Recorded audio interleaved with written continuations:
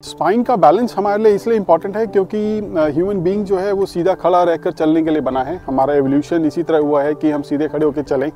अगर हम सीधे खड़े होकर चलना चाहते हैं अपने दोनों पाँवों पे, तो हमारा balance should be very well maintained. जब भी हमारे स्पाइन में कोई भी हम मूवमेंट होती है तो ये जो कंबाइंड 23 डिस्क्स हैं ये आपस में कोऑर्डिनेट करके कॉम्पनसेट करती हैं। एक डिस्क पे ज़्यादा मूवमेंट होती है तो दूसरी पे कम होती है, दूसरी किसी में कम होती है तो किसी और लेवल पे ज़्यादा होती है।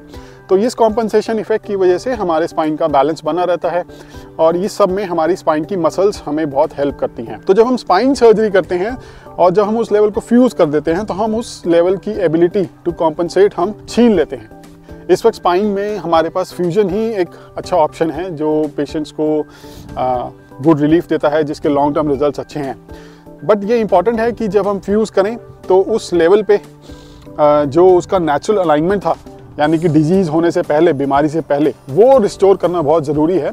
क्योंकि अगर हम वो फ्यूजन में अगर हम रिस्टोर नहीं करते कुछ टाइम तक तो वो कॉम्पनसेट करती हैं, बट अगर लॉन्ग टर्म में अगर उनको ओवर टाइम अगर उनको काम करना पड़े बाकी लेवल्स को कॉम्पनसेट करने के लिए, तो फिर उसमें भी चेंजेस आने लगते हैं और उसकी वजह से फिर लॉन्ग टर्म में बैक पेन और फिर रिवीजन सर्जरी और प्रीवियस सर्जरी का फेलियर, इस तरह की चीज़ें हो सकती हैं। इसीलिए जो स्पाइन सर्जरी का जो बैलेंस जो है वो specially in operated cases is very important.